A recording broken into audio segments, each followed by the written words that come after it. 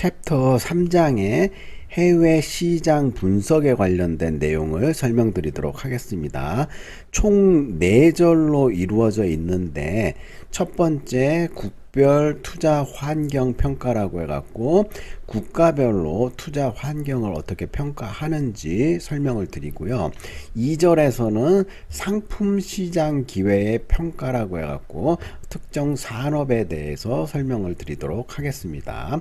3장에서는 국제 경쟁 환경에 대해서 마이클 포터 교수님의 다이아몬드 모형이라든지 국가의 경쟁력을 분석하는 툴, 산업 경쟁 모형, 부가가치 사슬 등을 통해 가지고 4절의 경쟁기업 분석까지 설명을 드리면서 해외 시장 분석하는 이론적 그 다음에 실무적 현황에 대해서 설명을 드리도록 할게요. 특히 1절과 2절은 개정판을 낼 때마다 새로운 환경 트렌드에 따라 가지고 새로운 그 업데이트된 자료들을 늘 제공을 해야 되는데 주로 대한무역투자진흥공사의 해외 시장 조사라든지 평가 분석 보고서 사이트를 주로 활용해 갖고 설명을 드리고 있고요. 이 모든 전 세계 국가 200개 국가 이상을 투자 환경 평가하는 것은 무리가 있기 때문에 우리 책에서는 아세안 10개국과 그 중에서도 베트남 시장을 중심으로 설명을 드리고요. 상품 시장 기회는 전에는 이제 반도체 산업을 집중적으로 분석을 했는데 우리나라가 반도체의 강점이 있고요. 자동차라든지 몇몇 강점이 있는 산업 분야들이 있어요. 이번에는 농산물 중에서도 새로운 블루오션으로 떠오르고 있는 김 산업에 대해서 상품 시장 기회 평가하는 자료를 중심으로 설명을 드리도록 하겠습니다. 국별 투자 환경은 이전에는 주로 특정 국가의 외국인 투자 제도, 그 다음에 외국인 투자 현황, 노무 관리, 그 다음에 외환시장의 환경, 투자 정책 이런 거 위주로 주로 설명을 드렸었는데 이번 개정판에서는 국가별 투자 환경으로 주로 아세안 경제 현황에 대해서 아세안 국가를 중심으로 국가 투자 활동 평가에 대해서 말씀을 드리는데 이 아세안 회원국의 이 GDP뿐만 아니라 경제 성장률 앞으로의 성장 가능성을 봤을 때 아세안 국가의 중요성은 그 어느 때보다도 계속해서 커지고 있다. 이렇게 여러 가지 지표를 통해서 알 수가 있고요. 아세안 국가에는 뭐 브루나이, 캄보디아, 인도네시아, 라오스, 말레이시아, 미얀마, 필리핀, 싱가포르, 타일랜드, 베트남 등 10개 국가가 있는데 이 10개 국가가 아세안 국가라고 이렇게 얘기를 하지만 국가별로 사이즈라든지 경제 성장률이라든지 종교라든지 지리적 위치, 자연 환경, 뭐 농산물 아주 다양한 특색을 가지고 있기 때문에 아세안 국가라고 얘기하지만 그 안에 들어가서 보면은 굉장히 독특한 문화와 종교를 형성하고 있다 이렇게 얘기를 할 수가 있고요. 브루나이 같은 경우에는 산유국이면서도 굉장히 아세안 10개 국가 중에 작은 국가다 이렇게 얘기를 하고요. 2019년에 보시면은 GDP라든지 이런 거 추정치를 2020년도에 자료를 갖고 설명을 드리자면은 2019년 말에 코로나 팬데믹이 발생하기 직전 그리고 2020년도에는 코로나로 인해서 세계적인 경제 침체가 왔었죠. 그래도 2020년 추정치를 갖고 설명을 드리자면은 GDP 같은 경우에는 여기 보시면은 단위가 10억 달러죠. 11억 달러 정도 브루나이가 GDP가 되고 있고요. 캄보디아 같은 경우에는 26억 달러 이건 어디까지나 추정치고 인도네시아가 좀 많이 GDP가 높지요. 그래서 보시면 1조 달러 정도 되는 GDP를 가지고 있어요. 그래서 퍼센티지 전 세계 점유율 보면은 1.28%. 그 다음으로 보시면은 이제 뭐 베트남이라든지 말레이시아, 싱가포르 이런 나라들이 굉장히 높게 GDP가 나오고 있죠.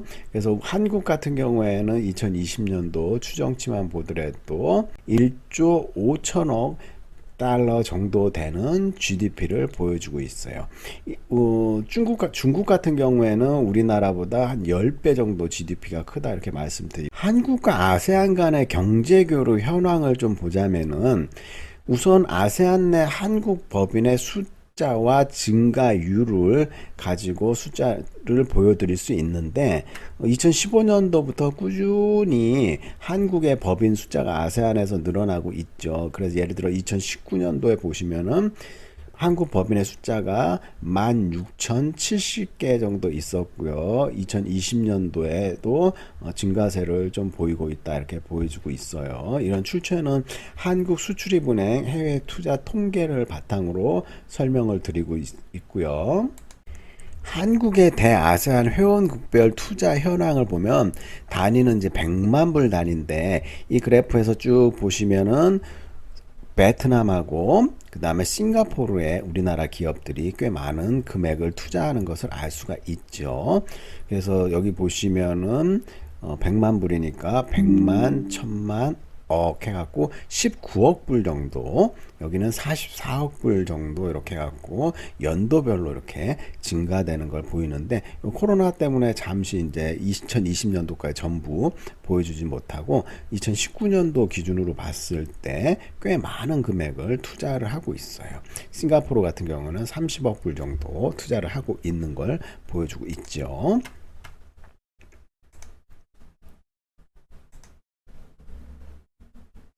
한국과 아세안 경제교류 현황을 추가적으로 설명을 드리자면, 2020년 한국과 아세안 회원국 무역을 보시면은 단위가 100만 불인데, 아까도 말씀드렸다시피 베트남을 중심으로 해가지고 엄청난 금액을 그 무역을 하고 있어요. 그 중에서 보시면은 베트남이 48%를 차지하고 있고요. 그 다음에 싱가포르가 13%, 태국이 8% 이렇게 얘기를 하고 있어요. 그 다음에 캄보디아라든지 인도네시아가 좀 크죠. 10% 정도, 말레이시아, 그 다음 미얀마, 필리핀 이렇게 되는데, 뭐 미얀마라든지 지금 캄보디아, 라오스 이런 데는 아직 굉장히 우리 앞으로도 경제 활성화를 많이 해야 될 국가다 이렇게 지표를 통해서 알 수가 있고, 총 무역량이 10개국을 통해 갖고 1,439억 달러나 돼요. 굉장히 많죠. 이 중에서도 이제 베트남 같은 경우에는 지속적으로 우리가 중국을 대안으로 공장이라든지 이런 것들이 많이 생긴 곳이 베트남이다 이렇게 얘기를 할 수 있어요. 그 중에서도 이제 우리가 아세안 국가를 대상으로 4차 산업에 대해서 좀 자세하게 설명을 드리자면, 코로나19 환경 때문에 4차 산업이 앞당겨졌다 이렇게 얘기를 하고 있는데, 아세안 시장에서의 휴대전화 이용률을 보면은 국가별로 이제 이용률이 쭉 나오는데, 100명당 어떻게 그 휴대전화 이용률이 되는가 봤을 때 태국이 186으로 굉장히 높게, 다른 나라에 비해서 높게 나와요. 그 다음에 싱가포르, 필리핀, 베트남, 한국보다도 이렇게 높게 나오고 있다. 휴대전화 이용률이. 필리핀 같은 경우에는 굉장히 많은 섬으로 갖고 있기 때문에 통신 케이블을 까는 것보다 모바일 통신을 통해 가지고 지역적으로 연결하려고 하고 있죠. 광대한 지역이기 때문에. 그다음에 인터넷 이용률을 보더라도 한국이 96을 기준으로 해서 싱가포르가 89고요. 그다음에 말레이시아, 브루나이가 46으로 적은 국가인데 그나마 95로 굉장히 높게 나와 있죠. 복지가 좀 잘 돼 있고. 그래서 인터넷 통신망은 그렇게 많이 라오스라든지 인도네시아, 캄보디아, 필리핀 이렇게 많이 연결되어 있지는 않아요. 그나마 태국이라든지 베트남이 비교적 높은 편으로 나와 있고요.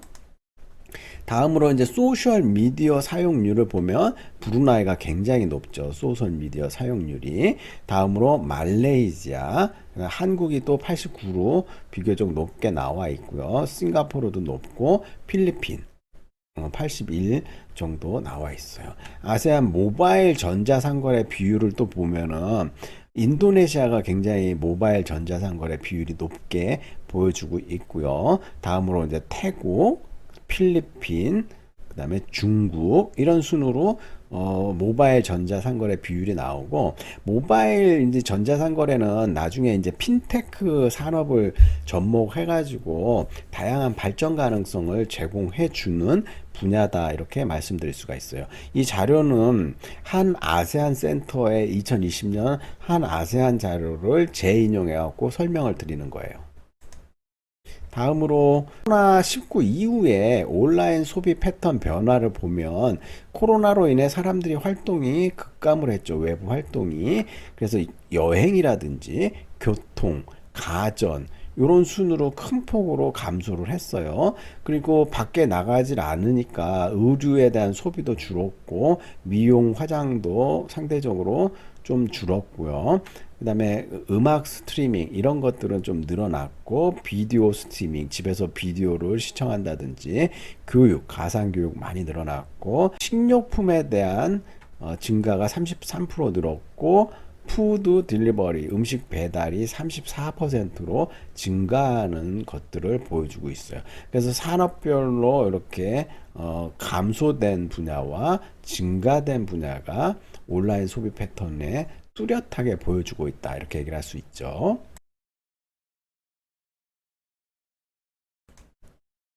다음으로 이제 아세안 10개 국가 중에서도 베트남 시장을 집중적으로 좀 분석해 갖고 설명을 드리자면은, 베트남의 이 수출입 동향을 보면은 기준이 이제 US 달러 100만 달러를 중심으로 해갖고 수입과 수출 관련돼 가지고 2015년부터 시작해 갖고 2019년까지, 그리고 2020년은 분기별로 이렇게 보여주고 있는데, 100만 불이라고 했으니까 2019년 보면은 2642억 달러 정도 수출을 했네요. 수입은 2530억 달러 정도 했고요. 무역 수지는 좀 흑자를 계속 보이고 있고, 코로나 19 팬데믹 이후에 약간 주춤한 것들을 보여주고 있어요. 베트남 지역을 우리 스와트 분석한 코트라 국가별 진출 전략 자료를 중심으로 스와트 분석을 설명을 드리자면, 베트남 자체는 정치적 안정성과 과감한 코로나19 방역 정책을 펼쳐갖고, 적극적인 FDI 유치 정책과 더불어 평균 소득 및 중산층 증가에 따른 탄탄한 내수 시장을 갖고 있다는 내부적 강점이 있어요. 반면에 내부적 약점으로는 경제 성장률을 따라가지 못하는 제반 인프라 수준과 높은 대외교육 의존도, 고급 기술 인력의 부족이라든지 지원 산업이 취약하다는 약점 또는 단점이 있고요. 외부 기회 요인으로는 차이나 플러스 원 플러스 투 전략으로 글로벌 기업들이 베트남 이전에 관심이 증가되고 있다. 그러니까 중국에 대한 대안으로 베트남을 진출에 관심이 있고요. 글로벌 통상 저변이 확대돼 가면서 정부 주도의 디지털 경제 구축을 많이 노력을 하고 있어요. 또한 민관 협력 프로젝트 수요의 증가라든지 경기 부양을 위한 공공투자 증가, 이런 기회가 있고요. 위험 요인으로는 코로나19로 인한 내수 경기가 악화되고, 투자 과밀에 따른 투자 진출 비용이 상승, 경쟁국 베트남 진출로 수입품 경쟁이 과다해질 수 있고요. 그 다음에 재정 적자 누적으로 인한 인프라 개발 여건이 악화되고 있는 게 위험 요인으로 작용하고 있어요. 또한 베트남 소비 시장의 특징을 보면, 베트남 연령대별 인구 비중을 이렇게 보여주고 있는데, 2025년 전망이라든지 2020년도 뭐 이렇게 보시면은 30대와 40대의 비중이 굉장히 높고요. 젊은 층도 이 정도 보면은 굉장히 3분의 1 정도 차지하기 때문에 유망한 시장이고, 소비 여력이 높아질 수 있는 시장이다, 이렇게 베트남 시장을 분석하고 있어요. 베트남 소비 시장에 이렇게 신뢰 지수를 보면, 소비자 신뢰 지수 동향에 대해서 이렇게 좀 보여주고 있는데, 특히 베트남 같은 경우에는 125, 100을 넘으면은 굉장히 긍정적으로 이렇게 소비 시장이 성장할 것 예측을 하고 전망을 하고 있죠. 그리고 필리핀, 인도 굉장히 양호하죠. 그다음에 베트남 시장뿐만 아니라 인도네시아, 뭐 말레이시아 뿐만 해갖고 평균적으로 116으로 100이 넘게 소비자 신뢰 지수 동향이 높게 나타나고 있어요. 소비자 신뢰 지수의 개념을 이렇게 보면은 소비자를 대상으로 경기에 대한 판단이나 전망을 조사하여 경제 상황에 대한 심리를 종합적으로 나타내는 지표로 100이 넘게 되면은 긍정적으로 보고 있다. 이렇게 설명을 할 수가 있어요. 책에 그 사례를 설명하고 있는데 3장의 첫 번째 기사 사례로 김 제품이 독일 시장에 진출하는 전략에 대해서 2020년 해외 시장 맞춤 조사 한국농수산식품유통공사에서 만든 보고서 자료를 토대로 사례를 하나 설명드리자면은 독일 같은 경우는 시장 규모 면에 있어서 상온 채소 가공식품의 시장 규모가 6,545억 원으로 굉장히 규모가 크다 이렇게 얘기를 할 수 있고요.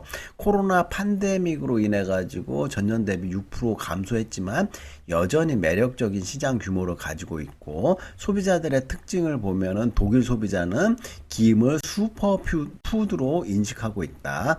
그래서 다양한 뭐 키워드를 활용해 갖고 이 김들을 조사를 하고 있고 특히 요오드 함량에 대한 관심이 많다 이렇게 얘기를 할 수 있어요.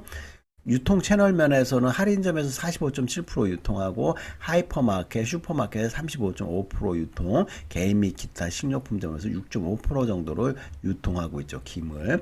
통관 및 검역에 있어서 필수 취득 인증이 없고 사전 식품 분류 신청이 가능하며 알러지 유발 성분에 대한 강조 표시는 필수다. 또한 세금과 관세에 있어서는 한 EU FTA 협정으로 해서 김에 대해서 0%의 관세가 붙고요. 전문가들은 영양 성분이 주요 독일 소비자들이 김을 구매하는 요인이다 이렇게 얘기를 하고 아시아인과 채식주의자가 주로 소비를 하고 있다. 주요 유통 채널은 하이퍼마켓, 슈퍼마켓, 아시안마트, 일식 레스토랑을 중심으로 김이 판매가 돼 있고요. 기사 자료를 보게 되면은 조미 해조류 김을 대한국으로부터 독일이 83억 원어치 수입했고 건조 해조류는 16억 원어치를 독일이 수입했다 이렇게 기사가 나와 있어요. 자세히 그 김 식품 산업과 경쟁력에 대해서 설명을 좀 드리자면은 김산업의 현황을 일단 보자면은 식품산업의 반도체로 떠오르는 김은 수산물 수출 품목 중 1위를 기록했고요. 2017년부터 부동의 1위였던 참치 수출을 2017년부터 앞섰죠.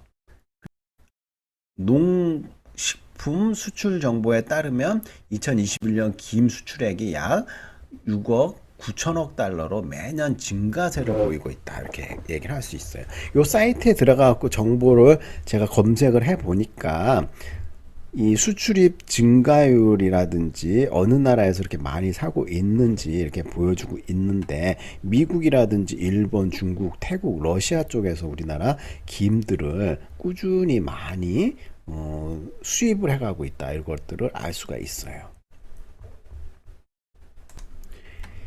농수산식품유통공사에서 김에 대한 전 세계적인 다양한 수출을 모색하기 위해서 연구 보고서를 많이 쓰고 있는데 그 중에서도 2020년도 해외시장 맞춤조사 자료에 따라 갖고 인도네시아의 조미 김이 어떻게 경쟁력을 갖고 가격이라든지 제품 포지셔닝을 하고 있는지 그 자료를 바탕으로 좀 경쟁사 분석이라든지 산업 현황에 대해서 좀 자세하게 설명을 드리도록 할게요.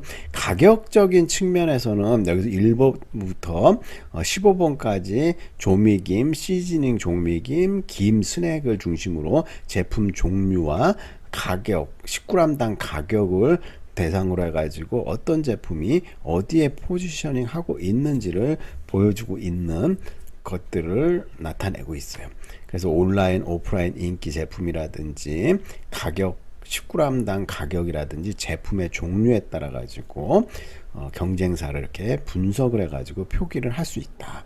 14번, 15번 같은 경우는 김 스낵 중에 g당 가격이 꽤 높게 나가는 걸 알 수가 있고 3번 같은 경우에는 조미김이면서 비교적 가격이 좀 저렴한 거. 1번 같은 경우에는 조미김이면서 가격대가 약간 높게 나오는 거. 시즈닝 김. 그러니까 해외에는 우리나라하고 다르게 이제 김 스낵이라든지 김에다가 다양한 뭐 양념을 뿌려가지고 먹는 그런 시즈닝 김 같은 것들이 유행을 하고 있죠. 또한 그 제품의 경쟁력은 그람당 가격뿐만 아니라 중량에 의해서 어떤 제품들이 어떻게 우수한지 이렇게 그람당 가격의 크기를 이렇게 보여주고 있어요. 예를 들어 A사의 제품이 조미김, 시즈닝김, 김 스낵을 대상으로 평균 15개 업체들과 경쟁을 했을 때 어떤 평가를 받고 있는지 그다음 맛, 그다음에 포장 형태, 인증에 따라 가지고 우리가 경쟁력을 포지셔닝 전략에 따른 경쟁력을 이렇게 분석을 할 수가 있다는 거죠.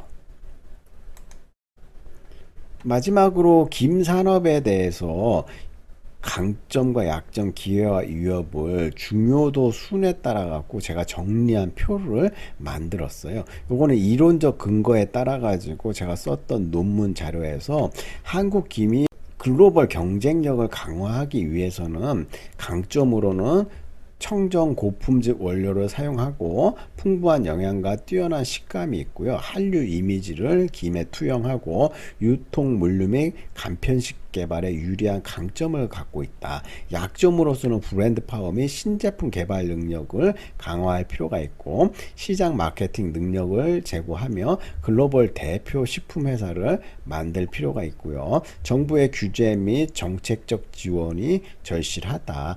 그래서 글로벌 대표 식품 회사 라고 하면은 네슬레라든지 뭐 외국계 많이 있잖아요. 켈로그라든지 요런 회사와 경쟁할 수 있는 기업들을 만들어야 되고 외부 환경 기회 요인으로는 K푸드 열풍이라든지 일본 식품 산업의 쇠퇴 동일본 대지진 이후로 일본 식품에 대한 사람들의 소비가 많이 줄었죠.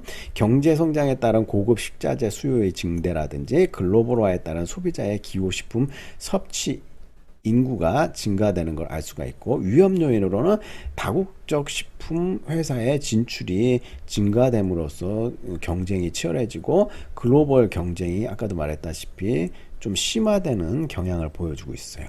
해양 오염과 지구 온난화에 따른 김 생산량 품질 저하 요인이라든지 코로나19에 따른 경기 침체로 수요의 감소 이런 것들이 위험 요인으로 작용할 수 있다 이렇게 얘기를 할 수가 있어요. 코트라 대한무역투자진흥공사 홈페이지에 들어오시면 다양한 지역별 투자 통계라든지 국가별 시장 정보, 품목별 유망 시장이라든지 기업별 맞춤 정보를 제공하고 있기 때문에 코트라 자료를 수시로 이렇게 활용을 해갖고 볼 필요가 있어요. 그 중에서도 이제 트라이 빅이라는 서비스가 있는데 이 서비스는 뭐냐면은 이렇게 자세히 눌러보면 트라이 빅이라고 수출 품목, 잠재 파트너, 유망 시장에 대해서 AI라든지 빅데이터 분석을 통해 갖고 코트라에서 유망 시장 추천한다든지 국가 정보, 시장 정보, 해외 뉴스, 수입 규제 정보 등을 제공을 하고 있어요. 수출 품목 같은 경우에도 HS 코드 기준으로 글로벌 교육 및 투자 통계 데이터를 제공하고 있고 시장별 호부진 품목 및 통계 정보 제공, 해외 기업 DB 기반 기업별 맞춤형 잠재 파트너를 추천한다든지 트라이 빅을 통해 갖고 여러 가지 활동을 하고 있다 이렇게 얘기를 할 수가 있어요. 그래서 여기서 보시면은 국가별 시장 정보를 클릭을 해 보시면은 예를 들어 미국의 뭐 인구, 면적, 수도, 화폐라든지 각 국가별 정보 조회라든지 FTA 정보 조회 이런 뭐 내용들이 그래프와 표로 호조 품목, 부진 품목 여러 가지 내용들을 잘 정리돼 갖고 코트라에서 국가별 정보를 나타내고 있고 특히 보고서 같은 것들이 아주 잘 정리가 돼 있어서 여러분들이 나중에 이 자료를 통해 갖고 해외 시장 분석하는데 산업별로 국가별로 활용을 하는데 아주 유용하게 쓸 수 있다. 이렇게 말씀을 드릴 수가 있어요.